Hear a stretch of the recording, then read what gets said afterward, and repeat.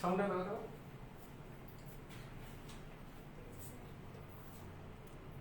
Sound আচ্ছা শোনা যাচ্ছে? আসছে?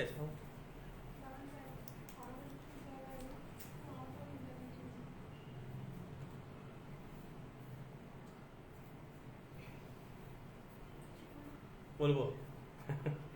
শোনা যাচ্ছে? 1 2 3 4 ওকে, থ্যাংক ইউ। নমস্কার, দিশারি কম্পিটিটিভ এক্সামে সবাইকে স্বাগত জানাই। আজকে একটা ছোট্ট ডেমো ক্লাস নিয়ে এসেছি ইংরেজি। আগেও দু একটা এসেছিলাম, তোমরা হয়তো অনেকে দেখেছো। তো আজকে একটা ছোট্ট ডেমো ক্লাস নেব, এটা একটু দেখবে, দেখার পর ভালো লাগলে সাবস্ক্রাইব লাইক করে নিও। তার আগে দুটো কথা বলবো ডেমো ক্লাসটা শুরু করার আগে। এক হচ্ছে কালকে, গতকাল বা তার আগের দিন সম্ভবত এইচএসের রেজাল্ট বেরিয়েছে। খুব ভালো রেজাল্ট হয়েছে, 90%-এর বেশি সাকসেস রেট হয়েছে। তো এইচএস পাস করার পর অনেকের একটা থাকে যে কে কোন লাইনে যাবে না যাবে, এটা একটা ভাবনা থাকে। মাধ্যমিকের পরে থাকে, এইচএসের পর থেকে কার্যকরী হয়। কারণ এইচএসের পর থেকেই মানুষ তার জীবনের বিভিন্ন দিকটা বেছে নেয় বেশিরভাগ ক্ষেত্রেই। সো যারা কম্পিটিটিভ এক্সাম বা পরবর্তীকালে চাকরি করতে চাও, আমলা হতে চাও বা অন্যান্য চাকরি করতে চাও, সো এটাই বেস্ট সময়। এইচএসের পর থেকেই তারা একটা ডিসিশন নিয়ে এখন থেকে তোমাদের গ্র্যাজুয়েট যে কোনো ভালো চাকরি করতে গেলে, ডাব্লিউবিসিএস বা আইএএস কিছু হতে গেলে তো গ্র্যাজুয়েশন দরকার, বা অন্যান্য লাইনে যারা আছে গ্র্যাজুয়েশন দরকার। তো তাদের যে যার রেসপেক্টিভ তাদের যা ফিল্ড আছে সেখানে গ্র্যাজুয়েশন করার সাথে সাথে চাকরি পরীক্ষার প্রস্তুতি নিতে পারো, যাতে তোমরা গ্র্যাজুয়েট করার পর থেকেই তোমাদের নতুন করে আবার 3-4 বছর, 2 বছর, 3 বছর প্রস্তুতির জন্য সময় নষ্ট না হয়। আর যারা ভালো রেজাল্ট করে, মানে ডাব্লিউবিসিএস হয়, আইএস হয় বা আইপিএস হয়, তারা বর্তমানে বা আগে থেকে এখন হয়ে গেছে কি এইচএসের পর থেকেই তারা এই বিষয়ে শুরু করে দেয়। তারপরে গ্র্যাজুয়েট করার পর থেকে এটাকে করে। যাই হোক, তোমাদের যারা এইচএস পাস করেছো তারা শুরু করতে পারো, গাইডেন্স পেতে পারো। এখানে দিশারি কম্পিটিটিভ এক্সাম গাইডেন্স দেয় যে কোনো চাকরি পরীক্ষা, এখানে লেখাই আছে দেখবে, ডাব্লিউবিসিএস, এসএসসি মানে school service commission, plus staff selection commission central গভর্নমেন্টের। তারপরে এখানে আছে ফুড আছে, আইসিডিএস আছে, রেল আছে, ব্যাংক আছে। So enormous number of services আছে, এগুলো তোমরা করতে পারো, ট্রাই করতে পারো, ফলো করতে পারো। অনলাইন ক্লাসেসও ব্যবস্থা আছে, অফলাইনে আছে। আর যারা অনেকেই আছো দিশারি কম্পিটিটিভ এক্সামে নাম্বারে কল করছো, করে তোমরা জানতে চাইছো মানে প্রস্তুতির ব্যাপারে, তাদের এক উদ্দেশ্য বলবো, নাম্বার দেওয়া আছে, কল করো। কল করে দুটো ধরনের আছে, অনলাইনে ক্লাসও হতে হয় এবং অফলাইন ক্লাস তো হয়। তো তোমরা যে কোনো একটা জয়েন করতে পারো। তবে এই কথা একটা বলে দিই, জয়েন করা মানে কিন্তু তোমাদের পড়াশোনা করতে হবে এবং একটু টাইম নিয়ে করতে হবে। আজকে জয়েন করলে কালকে 1 মাস পর পরীক্ষা, এই এক্সপেক্ট না করাই ভালো যে 1 মাসের মধ্যেই তুমি চাকরি পরীক্ষা জন্য প্রস্তুত হয়ে যাবে। কারণ চাকরির পরীক্ষাটাও ঠিক ওই মাধ্যমিক, এইচএস এইরকম পরীক্ষারই মতো, নর্মাল যে আমাদের কনভেনশনাল যে পরীক্ষাগুলো, একাডেমিক পরীক্ষাগুলো হয় তার মতোই একটা সিলেবাস থাকে। হ্যাঁ, এই সিলেবাসটা সব কিছু নিয়েই একটা টাইম পিরিয়ডের মধ্যে তোমাকে প্রস্তুতি নিতে হবে। যেভাবে মানুষ মাধ্যমিক পরীক্ষার জন্য পড়ে, এইচএস এর জন্য প্রস্তুতি নেয়, যারা র্যাঙ্ক করে, যারা পাস করে, র্যাঙ্ক করে, তারা যেমনভাবে পড়াশোনা করে, এই চাকরি পরীক্ষা ঠিক সেইভাবেই সিরিয়াসলি পড়লে কিন্তু পাবে, সিলেবাস হাতে নিয়ে সময় নিয়ে পড়া।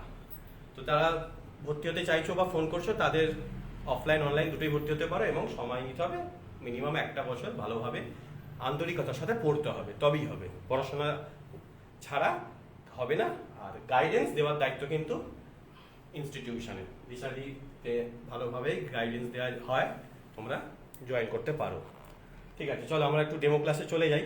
আজকে যে ডেমো ক্লাসটা এখানে লেখা আছে, দেখলে বুঝতে পারবে এর পার্টিকুলার কোনো সাবজেক্ট বলে কিছু নেই, কিন্তু পরীক্ষায়, বিশেষ করে ডাব্লিউবিসিএস পরীক্ষায়, প্রিলিমসে এই ধরনের কিছু কোয়েশ্চেন থাকে। এগুলো বলতে পারো যে মোস্ট অ্যাপ্রোপ্রিয়েট ওয়ার্ড চুজিং। ঠিক আছে, লেখাও থাকবে যে choose the appropriate words given below. So এটা কি জিনিস দেখবে, এই লেখাগুলো যে ওয়ার্ডগুলো আছে এইগুলো সেম ওয়ার্ড থেকে তৈরি। যেমন দেখো, আমি এখানে একটা সাবজেক্ট বসিয়েছি, যদিও অ্যাপ্রোপ্রিয়েট ইউজ অফ ডিফারেন্ট ওয়ার্ডস। ঠিক আছে, এটা আমি নিজের মতো করে বানিয়েছি, এটা গ্রামাটিক্যালি কোনো সাবজেক্টের টার্ম নয়। কিরকম ওয়ার্ডস দেখো, ক্রেডিবল, ক্রেডিটেবল, ক্রেডুলাস। সো এগুলো তিনটি quite similar to each other শুনতে লাগছে, কিন্তু এর মানে একটু আলাদা। এই ধরনের কোশ্চেনগুলো পরীক্ষায় প্রচুর করে, যে একটা বাক্যে এমন একটা বাক্য দিল যার মধ্যে 3টে অপশনের মধ্যে কোনটা অ্যাপ্রোপ্রিয়েট ওয়ার্ড। এর জন্য আমাদের এর মানেটা একটু জানতে হবে আর অ্যাপ্রোপ্রিয়েটলি কিভাবে ইউজ হবে সেটা জানতে হবে।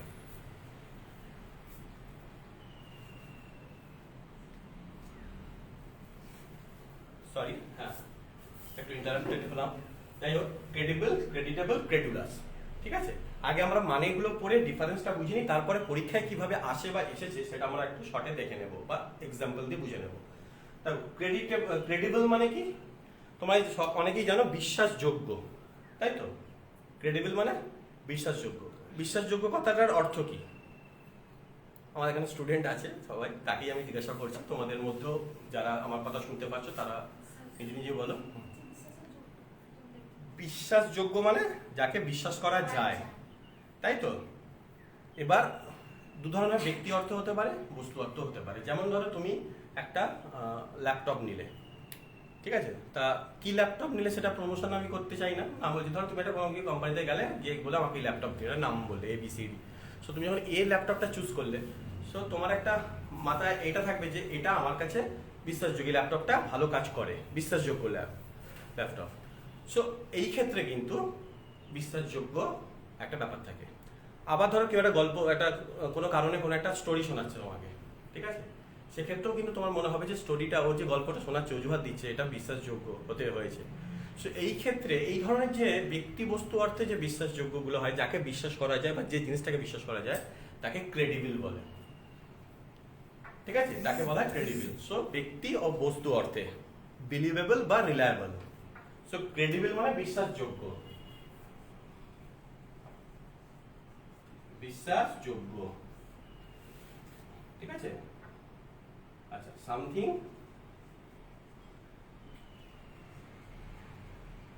That can be reliable or believable, তাই তো? তাকে বলা হচ্ছে ক্রেডিবল। বোঝা গেল? এইবার হ্যাঁ, তোমরা দেখতে পাচ্ছ না, দেখে নাও।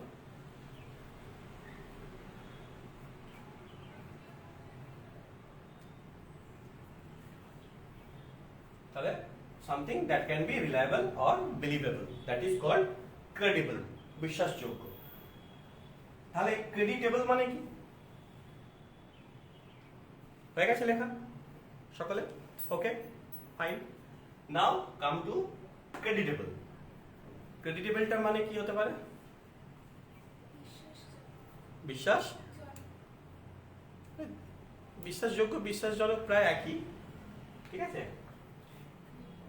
আর কেউ একই কথা, অ্যাকচুয়ালি বিশ্বাসজনকই বলতে পারো, একদমই বলতেই পারো, একই জিনিস দুটোটা, বিশ্বাসজনক। আমরা এটাই, দ্যাট ক্যান বি মানে believed or that can be reliable, বিশ্বাসজনক বা বিশ্বাসযোগ্য, ঠিক আছে? তাহলে এই দুটোর মধ্যে তফাৎ কি? তাহলে এই ক্রেডিটেবল আর ক্রেডিটেবলের মধ্যে তফাৎ কি? হ্যাঁ, এই ক্রেডিটেবল বিশ্বাস হচ্ছে ব্যক্তি অর্থে, মোস্টলি ব্যক্তি অর্থে, মোস্টলি অ্যাপ্রোপ্রিয়েটলি ব্যক্তি অর্থে, অফ এ পারসন, ঠিক আছে?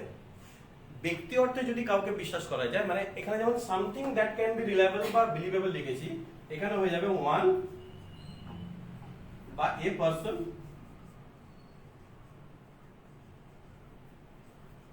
হু ক্যান বি বিলিভড,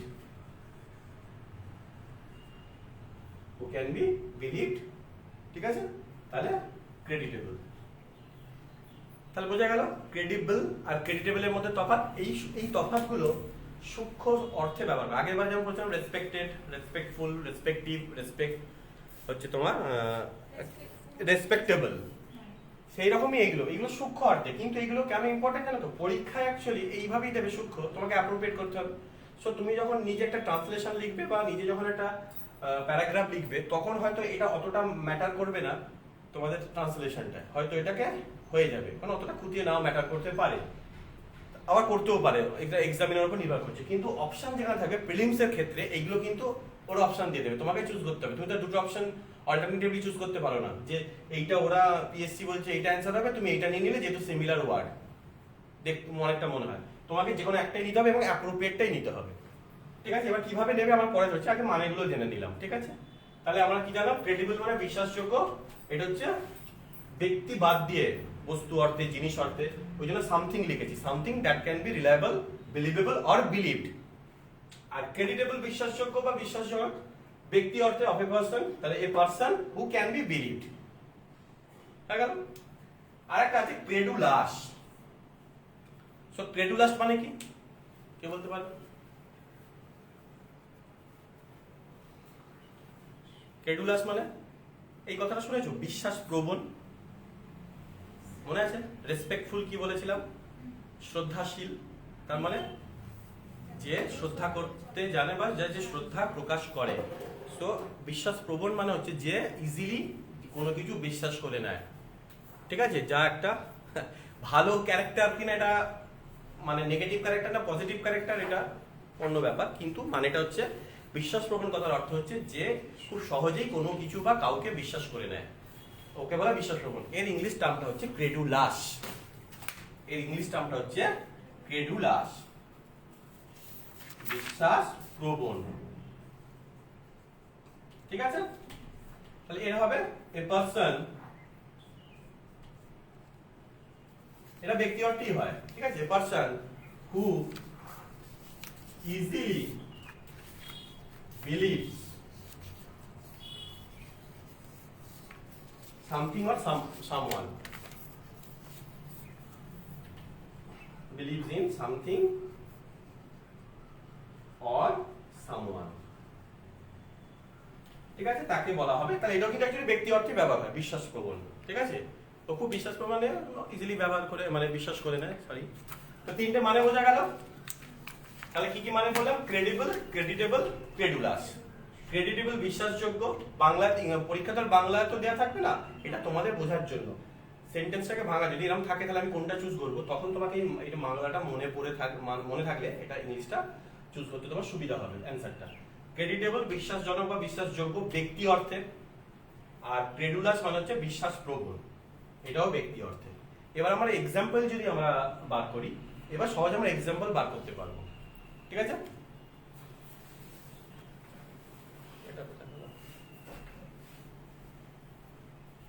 এক মিনিট, ডাস্টারটা খুঁজে পাচ্ছি না, এখানেই ছিল ওইদিকে।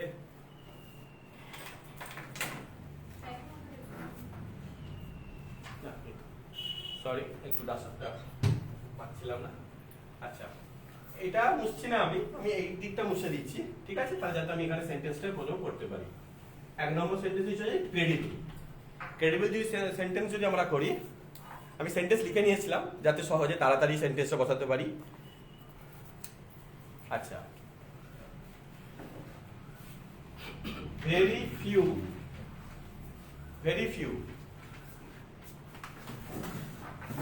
men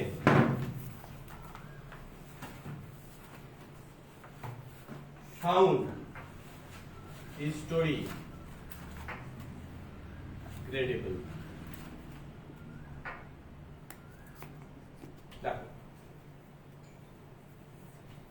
মানে সেন্টেন্সের সাথে কিন্তু মানেটা অনেকটা ইজি হয়ে যাবে যদি আগে তোমরা এটা মনে রাখো। বিশ্বাসযোগ্য, ভেরি ফিউ মেন, খুব কমই লোক আছে যারা কি করে, ফাউন্ড হিজ স্টোরি, তার গল্পটাকে বুঝতে পেরেছে। মানে এখানে ফাউন্ড মানে হচ্ছে খুঁজে পাওয়া না, মানে মনে করছে যে তার গল্পটা ক্রেডিবল মানে বিশ্বাসযোগ্য, মানে সে যে স্টোরিটা দিয়ে বলেছে সেটা খুব কম মানুষই বিশ্বাসযোগ্য, মানে বিশ্বাসযোগ্য নয় অ্যাকচুয়ালি। ভেরি ফিউ কিন্তু নেগেটিভ অর্থে ব্যবহার হয়। So very few men found his story credible মানে যে not many people found his story very credible, মানে খুব কমই লোক আছে যারা স্টোরিটা বিশ্বাস করে। তাহলে এখানে স্টোরিটা বিশ্বাসযোগ্য, তাহলে ব্যক্তি বা বস্তু অর্থে হচ্ছে বা বিমূর্ত অর্থে, তাহলে স্টোরিটা এখানে বিশ্বাসযোগ্য কিনা সেই অনুযায়ী ক্রেডিবল। ঠিক আছে, এবার আমরা ক্রেডিটেবল বলছি।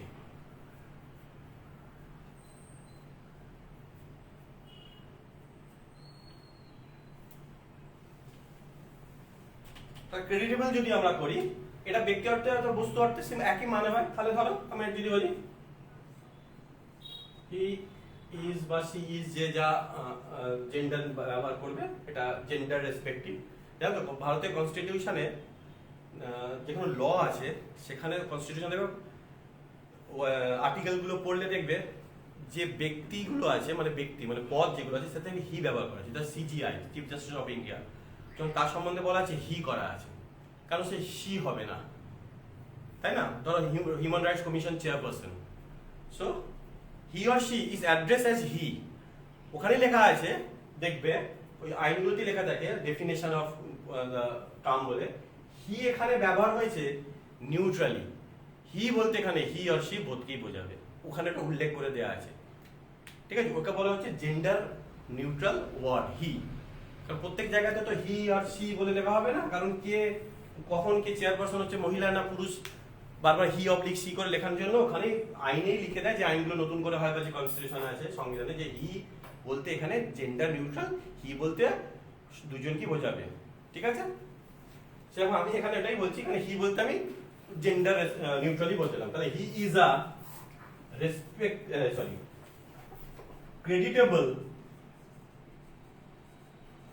ক্রেডিটেবল ব্যাংকার, ঠিক আছে? লিখে দিলাম।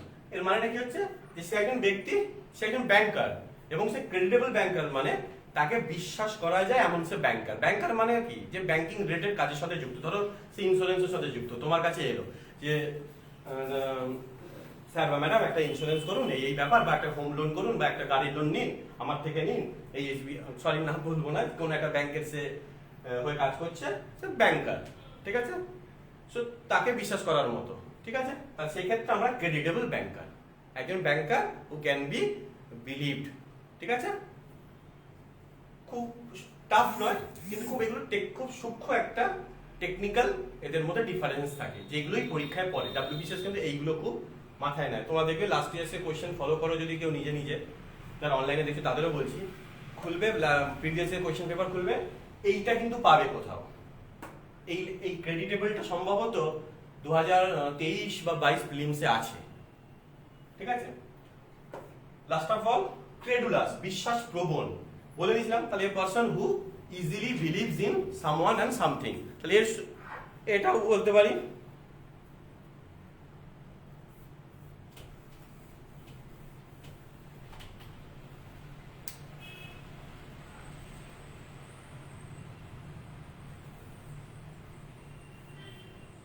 দেখো এনিওয়ান, এটা আমি লিখে নিয়েছিলাম, কোনো ভাবতে ভাবতে কি লিখবো তার থেকে একটা সিম্পল বোঝানোর জন্য ছাত্রদের আমি লিখে নিয়ে আসি, যে যার মতো করে নিজেও বানাতে পারো, নিজে বানালে সুবিধা, দক্ষতা বাড়বে। Anyone can